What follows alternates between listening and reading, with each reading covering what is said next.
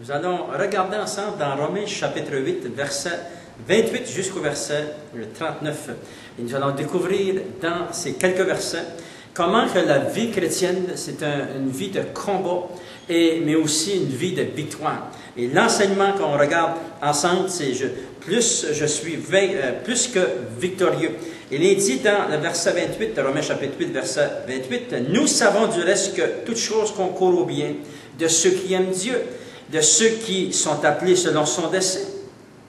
Car ceux qu'il a connus d'avance, il les a aussi prédestinés à être semblables à l'image de son Fils, afin que son Fils fût le premier-né entre plusieurs frères. Et ceux qu'il a prédestinés, il les a aussi appelés. Et ceux qu'il a appelés, il les a aussi justifiés. Et ceux qu'il a justifiés, il les a aussi glorifiés. Que dirons-nous donc de ces choses, à l'égard de ces choses? Si Dieu est pour nous, qui sera contre nous? Lui qui n'a point épargné son propre Fils, mais qui l'a livré pour nous tous, comment ne nous donnera-t-il pas aussi toutes choses avec lui? Qui accusera les élus de Dieu? C'est Dieu qui justifie. Qui les condamnera? Christ est mort, bien plus, il est ressuscité. Il est à la droite de Dieu et il intercède pour nous. Qui nous séparera de l'amour de Christ? Sera-ce la tribulation ou l'angoisse, la persécution ou la faim ou la nudité, le péril ou l'épée? Selon qu'il est écrit, c'est à cause de toi qu'on nous met à mort tous les jours, qu'on nous regarde comme des brebis destinées à la boucherie. Mais dans toutes ces choses, nous sommes plus que vainqueurs par celui qui nous a aimés. Gloire au Seigneur.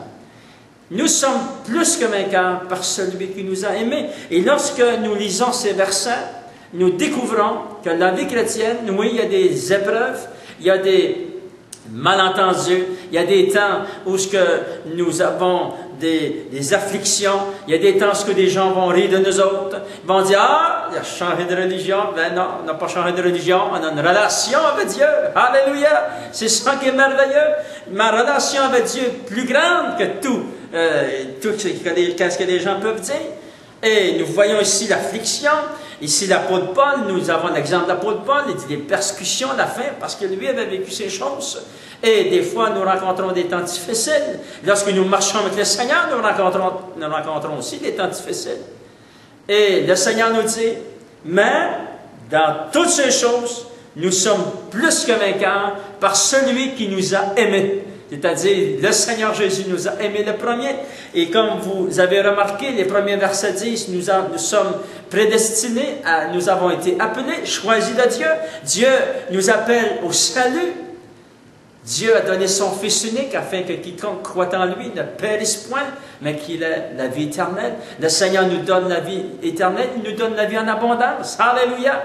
Et lorsque nous rencontrons des difficultés dans nos vies, nous devons combattre à 3 niveaux. Il y a 3 niveaux dans lesquels nous devons combattre. Le premier, lorsque nous sommes accablés par les difficultés ou les tentations, le premier combat que nous devons livrer, c'est au niveau de nos pensées. Il est dit dans la parole de Dieu que les armes avec lesquelles nous combattons ne sont pas charnelles, mais elles sont puissantes par la vertu de Dieu pour renverser des forteresses. Et vous allez lire ça dans 2 Corinthiens chapitre 10, verset 4 et verset 5. Nous renversons les raisonnements et toute hauteur qui s'élève contre la connaissance de Dieu. La parole de Dieu nous donne la puissance pour renverser des idées qui viennent dans nos pensées. Nous devons amener toute pensée captive à l'obéissance de la parole de Dieu si nous voulons être vainqueurs.